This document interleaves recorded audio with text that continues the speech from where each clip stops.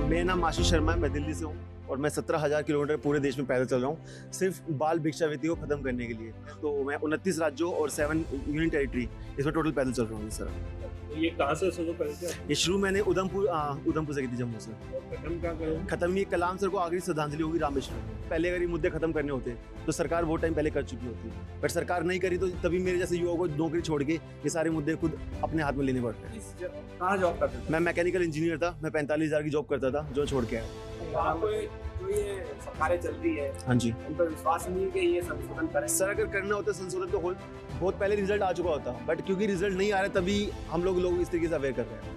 वरना मैं बाइसाइकिल भी जा सकता था, बट ओवर करके मैं पैदल चल रहा हूँ जमीनी बाकी होते हैं। जय हिंद साथियों, मेरा नाम आशीष शर्मा है, मैं दिल्ली से हूँ। मैं 17,000 किलोमीटर पैदल चल रहा हूँ। इसका मूल उद्देश्य एक ही उद्देश्य है कि हमारे देश में कोई भी बच्चा भीख ना मांगे। अगर आपके शहर में आगे अगर मैं इतना कर सकता हूँ तो आप अपने शहर के लिए बहुत कुछ कर सकते हैं। जय हिंद। नमस्कार, मैं हूं आपके साथ जयंती झा और आप देख रहे हैं स्पार्क न्यूज। दिल्ली के सड़कों के किनारे फुटपाथ पर वो हंसते खेलते बच्चे जिनके पास आशियाना ना होते हुए भी चेहरे पर एक मुस्कुराहट होती है। जिन बच्चों की हम बात कर रहे हैं, रेड लाइट ऑन होते ही ये बच्चे आपको आपकी गाड़ियों की खिड़की खटखटाते हुए दिख जाएंगे, जो आपसे भीख मांगेंगे। कुछ लोग भीख देंगे तो कुछ लोग उन्हें फटकार लगाकर भगा देंगे। पर क्या कभी आपके दिमाग में सवाल आया है कि क्या वो बच्चे अपनी मर्जी से भीख मांग रहे हैं या वो मजबूर है? और अगर वो मजबूर भी हैं, तो हम उन्हें भीख देकर उनके भविष्य के साथ खिलवाड़ होने क्यों दे रहे हैं? जाहिर है ये सवाल ज्यादातर लोगों के दिमाग में नहीं आया होगा, लेकिन ये सवाल दिल्ली के समयपुर बादली के रहने वाले आशीष शर्मा के दिमाग में जरूर आया और उन्होंने इसे एक गंभीर परेशानी समझते हुए एक अभियान की शुरुआत कर दी। इस अभियान में उन्होंने 17,000 किलोमीटर की पदयात्रा की है, जिसमें राज्य राज्य जाकर उन्होंने लोगों को भीख मांग रहे इन बच्चों के बारे में जागरूक किया है। कैसा रहा उनका ये अद्भुत सफर, उन्हीं से जान लेते हैं। आशीष, पहले तो आपका बहुत बहुत शुक्रिया कि आपने स्पार्क न्यूज को टाइम दिया और आप यहाँ आए बताने के लिए, हमें आपकी इस जर्नी के बारे में बताने के लिए आए। कैसा रहा, किस वजह से आपके दिमाग में ख्याल आया कि आपको इस सफर की शुरुआत करनी चाहिए? जय हिंद स्पार्क न्यूज। और जर्नी अपने आप में काफी खास रही मेरे लिए, और मतलब मुझे लगता है कि कोई जन्मों का शायद कुछ फल रहा होगा कि इतना सौभाग्य मिला कि पूरा इंडिया भी देखने को मिला, काफी सारी चीजें सीखने को मिली। और बट जर्नी की स्टार्ट इसलिए हुई क्योंकि मैंने दिल्ली में 9 बच्चों को रेस्क्यू किया था। बट जिस दिन लास्ट बच्चे को रेस्क्यू किया, एक क्वेश्चन था कि एक लाइफ के अंदर आप कितने बच्चों को स्कूल भेज सकते हो? 1,000, 10,000, लाख, करोड़, 10 करोड़। बट उसके बाद भी क्या इशू खत्म होगा? तो वो इशू खत्म करने की जर्नी रही मेरे लिए। बट इससे पहले मैं दिल्ली से वृंदावन नंगे पैर गया था, and it was more a spiritual pull कि मुझे ऐसा एहसास हुआ कृष्ण भगवान ने मुझे चुना है या मुझे बोला है कि आप एक यात्रा पर निकल जाइए। और कुछ हुआ, ऐसा कन्विक्शन रहा कि फैमिली भी कन्विंस हो गई या फिर फ्रेंड्स भी कन्विंस हो गए। और इससे पहले मैकेनिकल इंजीनियर था, तो लाइक वो फील्ड छोड़ के फिर आप एक सोशल फील्ड में परमानेंटली घुसने की कोशिश कर रहे हैं। तो चैलेंजेस रहे, बट दो it was a beautiful journey. और इससे पहले जब 9th बच्चे को रेस्क्यू किया, फिर 8 महीने की मैंने रिसर्च की इसके ऊपर, तो पता चला कि एक पूरी हिरार्की है, एक पूरा माफिया इस पे नेक्सस काम कर रहा है, जिसके अंदर child trafficking, child bagging, syndicate bagging, rag picking, drug mafia, genetic research, child labouring, sexual child exploitation, और फिर जो बच्चा बच जाता है ही और she will enter into the crime. तो 78% तक क्राइम या 68% तक जो क्राइम की टेंडेंसी है, 60 to 78%, वो यही बच्चे होते हैं। तो अगर हम इन बच्चों को स्कूल भेजते हैं या फिर मोरल एजुकेशन को हम थोड़ा स्ट्रॉन्ग बनाते हैं हर एक बेस पे जाके, तो मुझे लगता है कि इशू खत्म किया जा सकता है, कोई बड़ी बात नहीं है। बट समवेयर सबकी इन्वॉल्वमेंट चाहिए। जब मैं सबकी इन्वॉल्वमेंट की बात कर रहा हूँ तो देश के हर एक इंसान की इन्वॉल्वमेंट चाहिए। तो इसी के लिए ये 17,000 किलोमीटर की छोटी सी पदयात्रा रही थी मेरे लिए। ये लोगों को देखने में एक्चुअली छोटी सी नहीं लगती, 1700 किलोमीटर बहुत बड़ी बात है। मतलब हम तो सोच के भी चौंकाने वाला रिएक्शन आ जाता है। फ्रेंड बोलता है कि 17 किलोमीटर चलना, 170 किलोमीटर चलना, 1700 चलना, 17,000 किलोमीटर चलना। तो चैलेंजेस रहे, but it was worthful somewhere, क्योंकि आपको कुछ भी करने के लिए एक बड़ी मूवमेंट इकट्ठा खड़ी करने के लिए आपको 3 चीज चाहिए होती है: टूल्स, प्रोसेस, मैनिफेस्टेशन। तो जो लर्निंग यहाँ से मिली, मुझे लगता है कि आने वाले टाइम में हमारे इंडिया को नहीं, वर्ल्ड वाइड भी इस जर्नी से काफी कुछ मिलने वाला है। जी, तो उन्मुक्त इंडिया आपने इस अभियान का नाम रखा, तो दिमाग में कैसे आएगी? उन्मुक्त का मतलब होता है जो चीज बंधी हुई ना हो। मुझे लगता है कि साइकोलॉजिकल हम लोग सभी ट्रैप्ड है, क्योंकि होता क्या है कि गवर्नमेंट कोई भी हो, मैं ये नहीं कह रहा कि जो अच्छा काम कर रहे हो अच्छा काम कर रहे हैं, बट एट द एंड आपके सामने 30 मुद्दे रख दिए जाते हैं और आप लोग फिर भी कंफ्यूज है कि आपको शाम को पिज्जा खाना है, रोटी खानी है। तो यूथ को इतना ज्यादा कंफ्यूज कर दिया गया कि हमें ये नहीं पता कि एग्जैक्टली हमें लड़ना किस चीज से। तो उन्मुक्त का मतलब होता है जो चीज बंदी हुई ना हो, और दूसरा कि हम मॉडर्नाइजेशन की तरफ जा रहे हैं। तो मुझे लगा भारत की तरफ से इंडिया कहना ज्यादा बेटर है, तो वहीं से उन्मुक्त इंडिया एक कैप्शन यहाँ से निकल गया। ओके, तो आपने 17,000 किलोमीटर की पदयात्रा की, और ये जर्नी आसान थी, मुश्किल थी? क्या मुश्किलें आई हमारे दर्शकों आसान को तो बताएं। नहीं थी, हर दिन रोना आता था, क्योंकि आप एक ऐसी जर्नी पे कि जब तक आप लोगों से बात कर रहे हैं तभी लोग परिचित आपके, जी बट शाम को खाना खाना मेरे लिए फर्स्ट डे जर्नी के लेकर लास्ट 2 साल लगभग सबसे टफ रहता था, क्योंकि आपकी इमोशंस आपके ऊपर इतनी हैवी हो जाती शाम होते होते कि रहने का नहीं पता, खाने का नहीं पता, या फिर लोग कैसे रेट करते हैं वो नहीं पता है। तो चैलेंजेस काफी रहे, फिर माँ बाप को डेली झूठ बोलना कि रहने को लिए अच्छी जगह मिल गई है, मिलता कुछ नहीं था, बट सड़कों पे भी सोया हूँ मैं, ऐसा नहीं है, 7 स्टार में भी सोया हूँ, गवर्नर हाउस में भी, सीएम हाउस में भी, और रजनीकांत सर जैसे लोगों का भी काफी ज्यादा आशीर्वाद मिला इसमें, कमल हसन सर का। तो जर्नी अपने आप में काफी खूबसूरत रही, बट एक चीज थी कि मुझे करना है, और मुझे अगर चूज किया गया तो मुझे पता है कि चीज होनी ही है। जी तो एक जो डिटर्मिनेशन था कि हाँ अगर चूज किया गया तो वो होगा, और वो हुआ। जी। तो आशीष, इससे पहले 2017 में आपने ये पदयात्रा शुरू की, इससे पहले आपके दिमाग में मतलब आपको चलते फिरते ऐसे बच्चे दिखते थे जिनको कभी आपने भीख दी हो? मतलब आपने ये नहीं सोचा था कि अब मैं इस सफर की शुरुआत करूंगा, लेकिन क्या इससे पहले आप ये कर चुके हैं? नहीं, इससे पहले ऐसा कुछ नहीं हुआ था, नॉर्मल जॉब चल रही थी, मैकेनिकल इंजीनियर, जो नॉर्मल रूटीन होता है सबका। तो एक पहला जो बच्चा जिसको रेस्क्यू किया था, स्कूल लेके गया था, जी तो स्कूल में एडमिशन करवाया, फिर उसके बाद एक होता है ना कि आप जब एक इशू में घुसते हैं तो वो इशू ज्यादा दिखता है। हाँ जी। तो इसके बाद बैक टू बैक 8 और बच्चों को रेस्क्यू किया, बट जिस दिन 9th बच्चे को रेस्क्यू किया उसके बाद लगा कि ये सब चीजें गलत है, क्योंकि केसेस पे काम करते करते आप मर जाएंगे, बट इशू खत्म तब भी नहीं होगा। तो बेटर ये कि जो देश में केसेस पे काम कर रहे हैं उनको केसेस पे काम करने दो, और आप एक ऐसी रेखा खींच दीजिए जहाँ पे इशू को खत्म करने के पीछे हम लोग जा रहे हैं। तो वो दिशा तय करने का सफर 17,000 किलोमीटर का रहा, और वो सफर चल रहा है। तो 267 शहर और 4,900 गांव, क्या सीखने को मिला? ऐसा कुछ अनोखा जो आप शेयर करना चाहें? जो एक्चुअल विजडम मिला, एक गिस्ट जो बोलते हैं लास्ट में, जो एक सार निकल के आया, वो ये था कि एक्सेप्टेंस प्रिंसिपल क्या मुझे सीखने को मिला, कि इस पूरी जर्नी के अंदर हर एक चीज एक्सेप्टेंस है। जी आप किसी को जज नहीं कर सकते, अच्छा बुरा जो कर रहा है उसका पाथ खुद का है, जी तो वो पाथ आपको खुद चूज करता है। जी तो हम लोग जज किसी को ना करें। तो 5 प्रिंसिपल जो मैं आज सिखाता हूँ, वर्ल्ड वाइड लोगों को सिखा भी रहा हूँ, तो एक्सेप्टेंस, सरेंडर, फ्लो, पेशेंस, करेज। तो लोग मुझसे भी ज्यादा पूछते हैं कि यार पैसा होगा इसके पीछे तो इसने कर दिया, नहीं, मेरे पास करेज था। अगर करेज है तो दुनिया आपके पीछे खड़ी हुई है, पैसा इशू नहीं होता है, आपका करेज इशू है। बिल्कुल बिल्कुल। बट उस करेज को एक्सेप्ट करने के लिए आपको उससे पहले सरेंडर करना पड़ता है। अभी भी काफी लोग जो जर्नी पे निकलते हैं और पूछते हैं भाई रहने के लिए क्या करना पड़ेगा। अरे भाई पहले तुम उस इशू की इंटेंसिटी और इन्वॉल्वमेंट तो रखो पहले, वो तो बात की बात है। तो हमें लगता है कि हम सफर को चुन रहे हैं, बट एक्चुअल में सफर आपको चुन रहा होता है। Okay, तो सफर आपको चुन रहा होता है। बहुत ही अच्छी बात कही आशीष ने। आशीष, एक और चीज आपसे पूछना चाहेंगे कि इस सफर के दौरान ऐसा कौन सा राज्य था जहां आप गए और आपका एक्सपीरियंस काफी बेहतरीन रहा हो, जहां लोगों ने काफी आपको सपोर्ट किया हो? मैं ये नहीं कहूंगा कि एक स्टेट थी, मतलब जी। 29 स्टेट 7 यूटी, अब तो खैर चेंज हो गया है लद्दाख के बाद, बट पूरे देश से काफी अच्छा रिस्पांस मिला मुझे। मैं ऐसा नहीं कि कहीं पे पार्शियलिटी ऐसा कुछ है, पूरा देश बहुत खूबसूरत है और लोग भी बेहद खूबसूरत है। हम लोग ये एक वहम पाल के ना रखें कि यार वहाँ उस स्टेट के लोग ऐसे होते हैं वैसे होते हैं। आप नॉर्थ ईस्ट जाइए, साउथ जाइए, वेस्ट जाइए, कहीं पे भी जाइए, आपको लोग खूबसूरत मिलेंगे।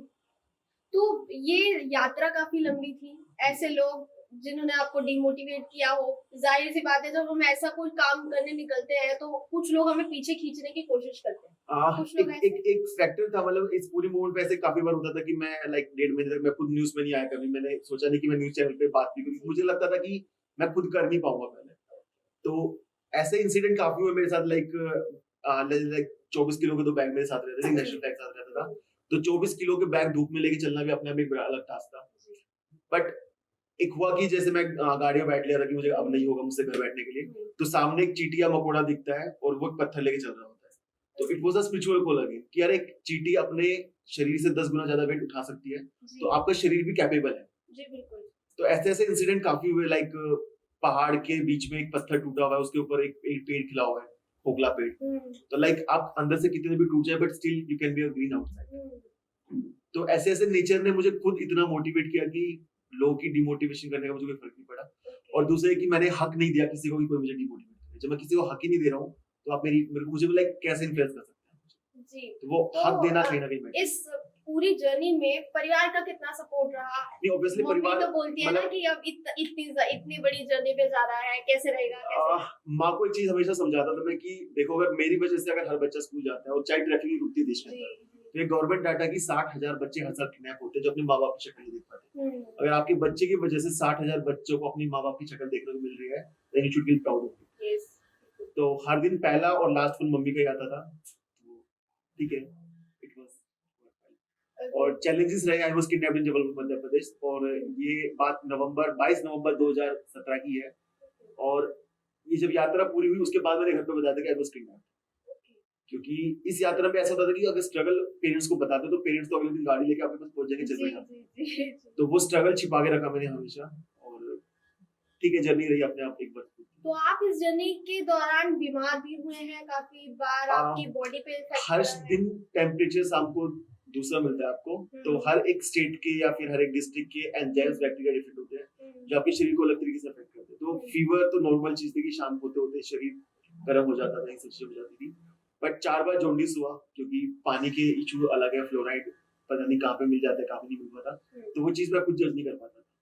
तो 4 बार जॉन्डिस रहा, बट इस पूरी जर्नी में जो चीज थी कि क्योंकि मैंने सरेंडर कर दिया अपने आप को कृष्ण भगवान को, तो वो उनकी विल है कि वो मुझसे क्या काम करवाना चाहते हैं। तो मुझे सिर्फ इतना था कि मुझे कंसिस्टेंसी रखनी है कि I have to walk this number of kilometre, और मुझे इतने नंबर ऑफ पीपल से मिलना ही मिलना है, school college bus stop airport, मतलब मैं जहाँ गया लोगों से मिला। फिर धीरे धीरे एक ऐसा लाइक एक फ्लो बन गया कि अगर मैं एयरपोर्ट पे जा रहा हूँ तो मुझे माइक मिल गया वहाँ पे, लाइक लोगों से बातचीत करने के लिए। मैं रेलवे स्टेशन रास्ते में आया तो पूरा रेलवे का स्टाफ मेरे साथ लग गया पूरी रेल को अवेयरनेस करने के लिए। तो अवेयरनेस के जो तरीके यहाँ से निकले, मुझे लगता है आने वाले सालों में ये अवेयरनेस के तरीके बहुत कुछ बदलाव अपने आप में मिलेगा। तो आशीष, अब जब हम ऐसी जर्नी की शुरुआत करते हैं तो जनरली बहुत लोग होते हैं जो हम डिमोटिवेट करते हैं, लेकिन साथ ही कुछ ऐसे चुनिंदा लोग भी होते हैं जो हमें इसमें काफी सपोर्ट करते हैं। ऐसे कुछ लोग जिन्हें आप भूलना नहीं चाहेंगे या फिर उनको थैंक यू बोलना चाहेंगे? मेरे कजन्स हैं, दूसरे एक स्मिता दी है, यतीश जी हैं, तो लाइक काफी सारे हैं। मेरे पेरेंट्स तो सबसे ऊपर ही मैं कहूंगा क्योंकि उनके बिना तो मतलब कुछ भी नहीं हो सकता था। मेरा खुद का भाई एडवोकेट है हिमांशु शर्मा, तो लाइक उसके भी घर छोड़ने के बाद अगर आपके बाप बीमार है, आपकी माँ बीमार है, तो लाइक आपका मन वहां पे रहता है, लाइक वो दगदग रहती है। तो अगर भाई नहीं होता तो शायद वो पीछे वो वाली रहती है माँ बाप कैसे होगी, तो वो सेंटिमेंटल चीजें रही कहीं ना कहीं। बट शुक्रिया मैं हर किसी दोस्त का बोलता हूँ जिन्होंने लाइक फंडिंग में हेल्प की, लाइक फाइनेंशियली हर एक चीज को पीछे से देखा, हर एक चीज स्मूथली चल रही है। तो लाइक शुक्रिया हर किसी का है, जो जुड़ा मुझसे उनका भी और जो ना जुड़ा उनका भी शुक्रिया। तो इस विजन से कैसे लोगों को जोड़ सकते हैं? क्या कुछ प्लान बनाया आपने? हाँ प्लान है। अभी हम लोग दिल्ली को 100% चाइल्ड बैगिंग फ्री करने पे काम कर रहे हैं, और मेरा टारगेट है कि 70,000 बच्चों को इस साल एनी हाउस स्कूल में भेजा जाए। तो जो भी मॉड्यूल्स का रिजल्ट निकल के आएगा वो सेम मॉड्यूल्स हम हर एक स्टेट के अंदर इंप्लीमेंट करेंगे। और दूसरा ये कलाम सर का विजन था कि 2020 तक वो अपने देश के हर बच्चे को स्कूल भेजना चाहते थे। अगर उनके पास रोड मैप था तो वो रोड मैप अभी स्पिरिचुअली है हमारे पास।